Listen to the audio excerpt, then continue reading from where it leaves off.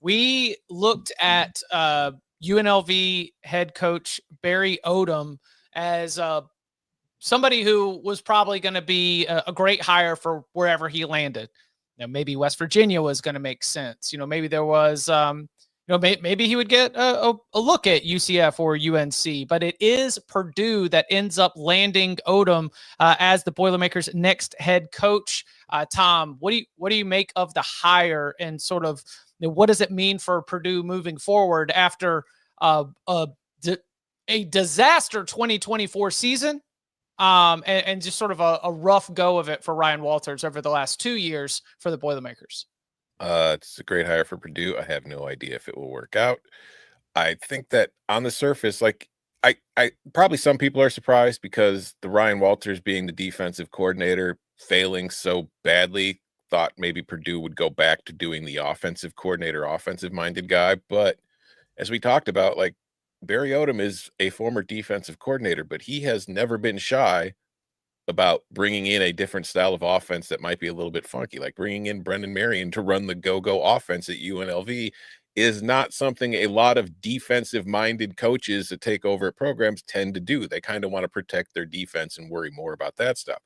Barry Odum has shown he doesn't care about that. He feels like he could put together a good enough defense to win with. And I think that philosophically, one problem I had with Ryan Walters' defense at Purdue was that he did not have the personnel to play it. Purdue just did not have the caliber of athlete it needed, and he was going to need time to bring in all of those guys to get them to play that way. I think Barry Odom's defense, you can win more with maybe the 3-star development guys than you would be able to with Ryan Walters. So I think from that point, philosophically, it should be a better fit. But I think the problem Barry Odum is dealing with in this job, and what this job is going to be so very challenging, is we've seen a lot of Purdue's, the good players that they have had, are all pretty much going to the portal. They're looking to move on. Ryan Walters, after he was fired, did the interview where he talked about their NIL budget. Now, while I don't know that I agree with the number he threw out with what their NIL budget was, I don't think it was that far off as when you're comparing it to what the rest of the Big Ten was spending. So it's going to be interesting to see now with the revenue sharing coming, what Purdue is willing to put in to its football roster and what percentage, because it's you got to remember, it's up to the schools how and where they spend the money. They all get the same amount. Do they want to put it all into football? Do they want to split it with basketball? Purdue might be one of the schools more inclined to put more of it towards basketball than the others. So it'd be interesting to see what kind of assurances Barry Odum got before taking that job, because I was surprised that he took it.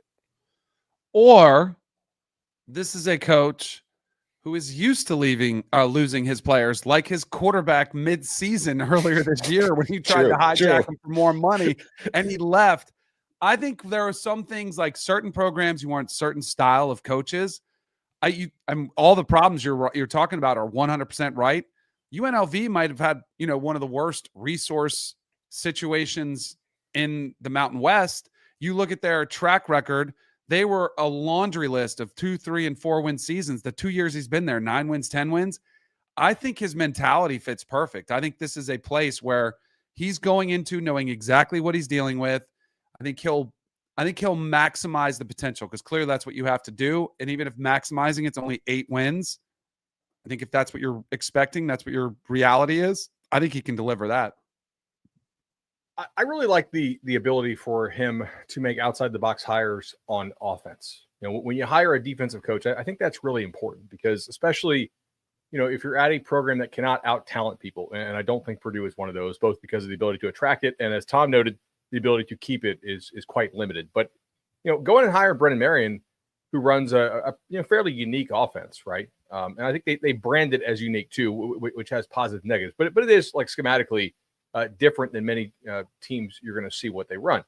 I think that's pretty important, because also it allows you, if you are limited with NIL resources, and as Ryan Walters described, they probably aren't in the top half of the Big Ten when it comes to that NIL spending. And I mean, I don't know who's dead last, but they can't be that far off from it, right? I feel like there's only one other possible candidate to be dead last. Yeah, and I don't think they're dead last. So you think about this. If you are able to utilize undervalued assets in the marketplace because your scheme on offense is unique, right?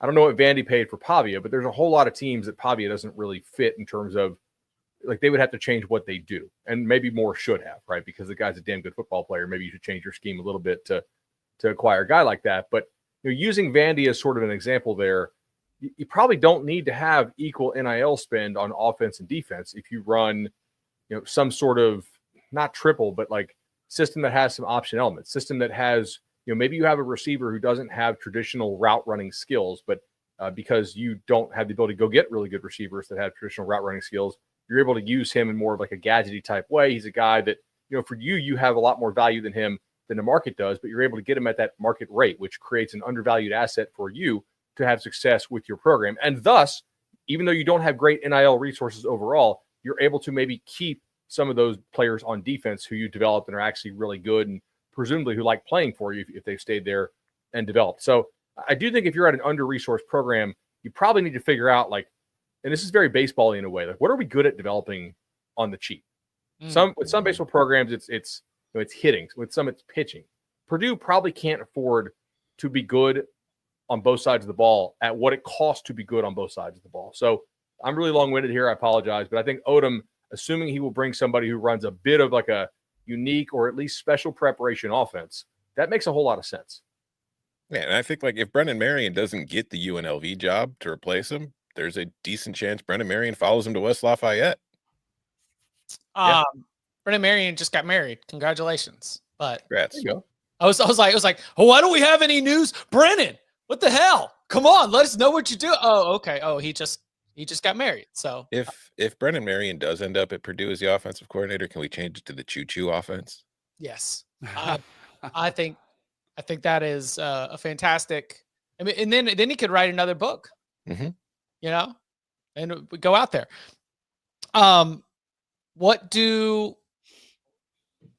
Danny, what do you make about Scott Frost's redemption tour? I hope it works. I don't want to say too much, but I think there were some issues that he needed to get taken care of. Just that I hope he's got all that settled. And if he does, maybe it works. I don't think that job, I think it's going to take some time for them to get used to their expectations. Now, you've had multiple years, 2 years now in the Big 12, but I think that was going to be a bigger step. So maybe the fact that it's year 3, I saw them doing some work on the stadium, makes it more attractive. I think his success there maybe helps him recruit players and get guys there to sell them on the 2017 season. But I don't think he was their first option, which is rarely the case for a lot of these schools that make changes. I have a couple thoughts on this. Like, one, how many of these teams are like, let's look at the Mike Gundy thing. Is that real? Like, is he actually going to take a pay cut to funnel more money?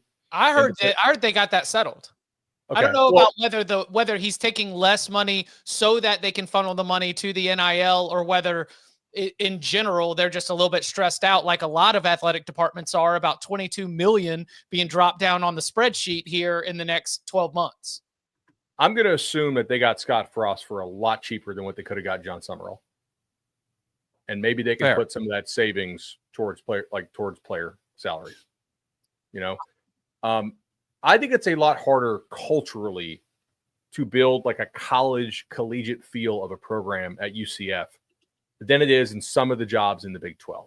Like in terms of like tightness of team, family, like the feeling that like, hey, like you're kind of the man if you're at Iowa State and you're a good player. In Orlando, people don't know who the hell you are. Like, we got the Magic here, and they got like a soccer team and a bunch of other stuff, which they're purple. I forgot the name, but whatever. People Pride. That. They got like a million tourists there. They just think you're another tourist. And there's Disney. Exactly. So I think if I'm UCF, maybe you have like a really tight team 1 year, but I think it's harder to like maintain that collegiate kind of close feel. It feels more transient to me in some ways. And I think you need to out-talent people big time, which you can probably do if you got the NIL game right, because there's a lot of kids with the bounce backs to the state of Florida, who would like to come play at UCF. He's won there before. I'm not going to doubt that the guy can win there again, but it's different circumstance now. I'll say this about UCF. When they're good, which is a lot of teams, but I don't think that's the case at Iowa State or some of these programs in the Big 12 where they have tradition. They've got people that have tickets for a long time. their fans can get after it. I mean, did you guys watch the Big Noon show this year? Mm-hmm. I mean, they said, you talked to Brady and all those guys that were there. They said it was insane. Maybe the best atmosphere they've seen for a pregame show. I know that's not the, ultimate, the end all be all, but Bounce House they do have a pretty good home field. And I think if you win, and I think if you do bring back somebody like this, it's easier to generate that excitement and enthusiasm. And we're going to bring that back and package it and sell it than it is, even if you went and got out a really good coach like John Sumrall. But I absolutely think you got a better discounted deal because Sumrall was the hottest name and Scott Frost was just looking to get back in. The term fair weather fans comes with a huge negative connotation, but if your ceiling in terms of your fan support, when you do get the bandwagon fans to jump on board, if they jump on board and pack out stadiums and are loud and donate a lot of money, I would rather know that you have a high ceiling for being able to generate a lot of buzz and a lot of interest in that case, because then it is transactional. It's like a pro franchise. It's a proven thing, like, okay, if we put together a winning product, then you will show up. And that's more than you could say for some programs where even if you've got a winning product, there's still a cap to what you could get. Danny, I had interesting theory. I saw an interesting theory floated that the pressures of being at Nebraska, but more importantly, being Scott Frost at Nebraska could have created an environment that was just too much. Like there was a romantic drive to just sort of will it to happen, to have him to be the one to bring Nebraska back, to snap all the losing seasons. And that even though he had the success at UCF before, it's still so different than the native son coming back to his alma mater and sort of everything that was packaged into that. And you've got maybe a real chance for that to be able to work out as he tries to get another go at it. Chip, how much longer are you going to avoid the boondoggle in Chapel Hill?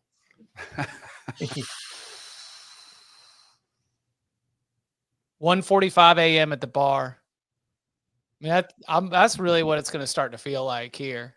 I mean, okay. It's just so. Well, what are you curious about?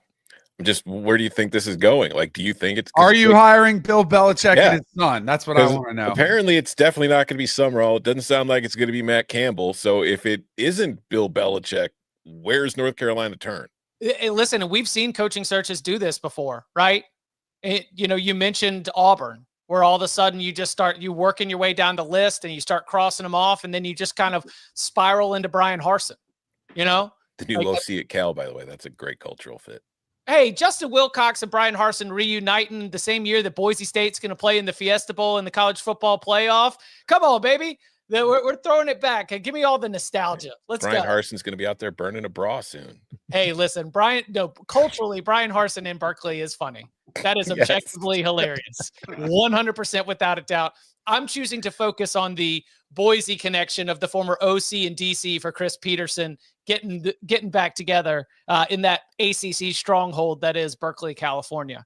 So very clearly, as I think we have discussed both here on the Cover 3 podcast and elsewhere, there are warring factions right now around North Carolina. There is the university leadership, there is the athletic department, there is like former players, some of them who are like, leaders of industry now and big donors themselves, and everybody else is kind of working together. There is a strong camp supporting the candidacy of Bill Belichick.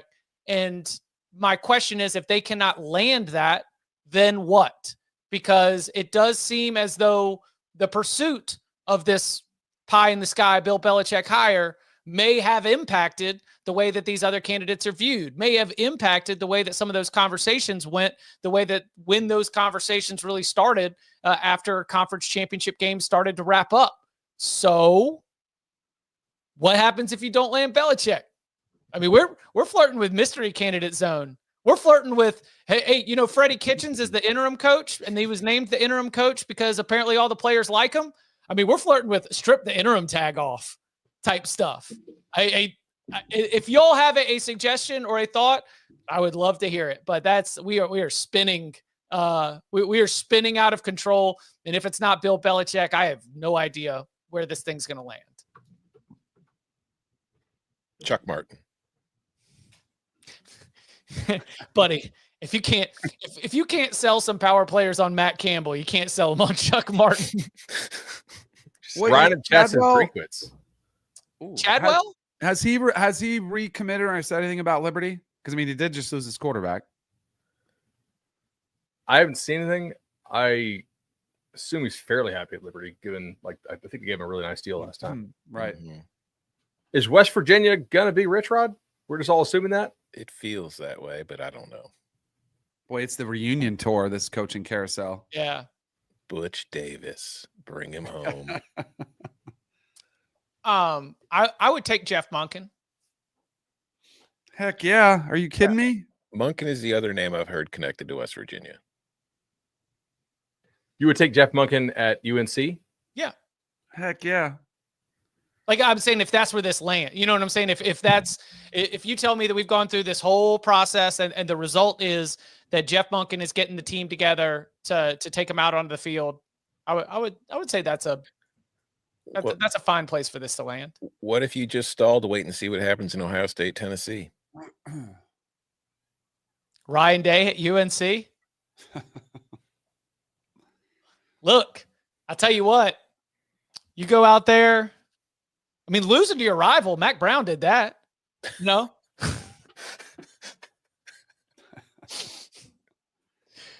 I guess it's Rich Rod. I haven't checked in on West Virginia in the last 48 hours. What do you think? The two names I've heard the most are Rodriguez and Monken. Yeah. Okay, so we've got that. Saw a comment in the tailgate.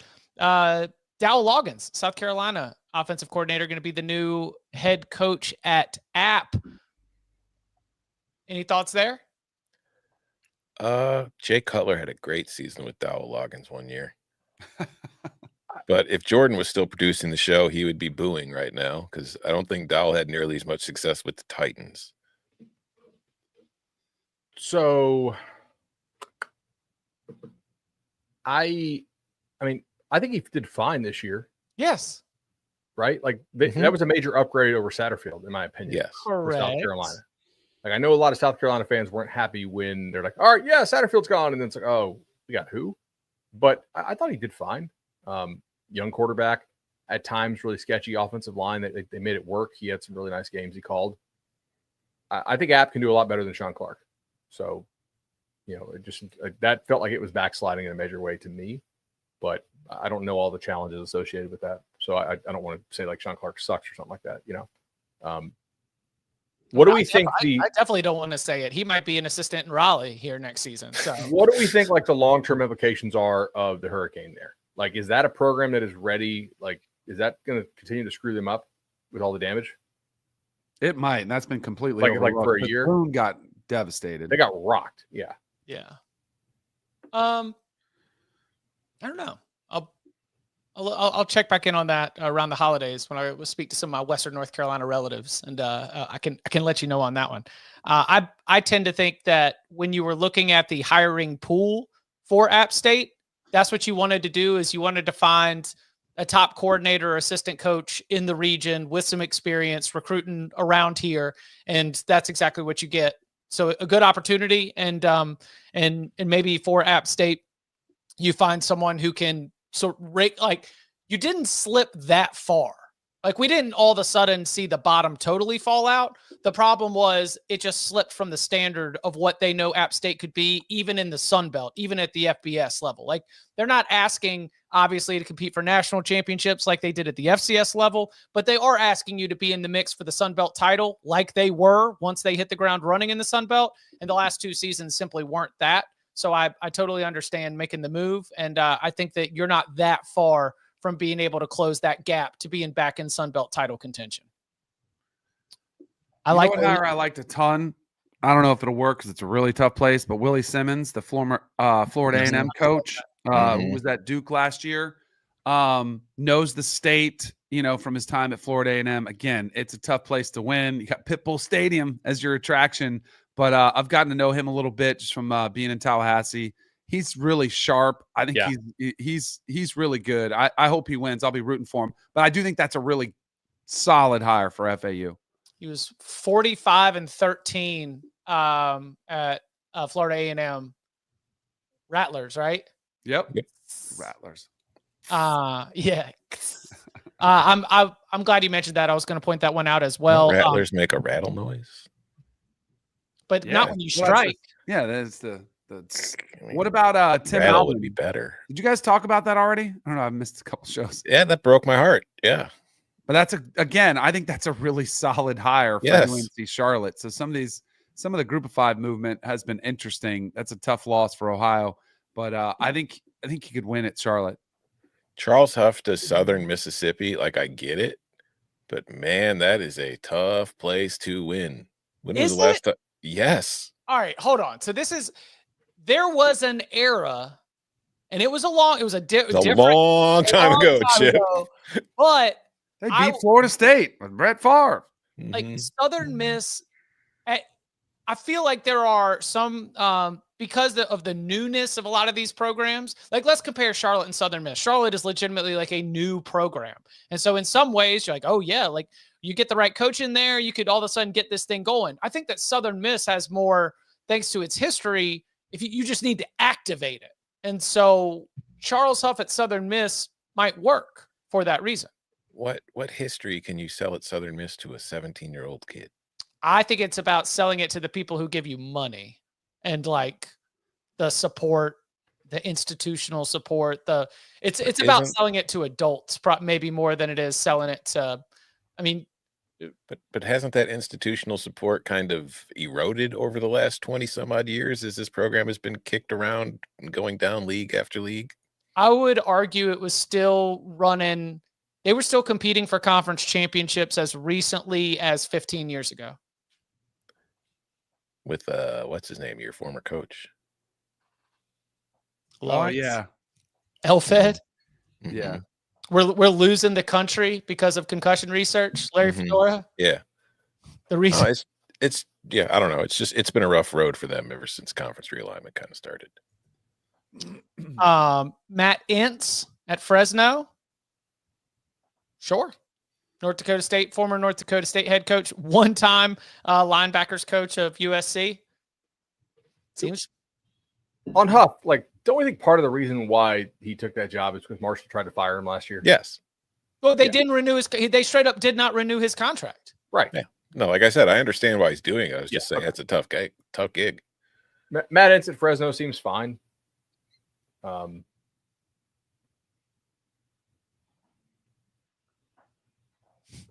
Yeah, C+. Fine.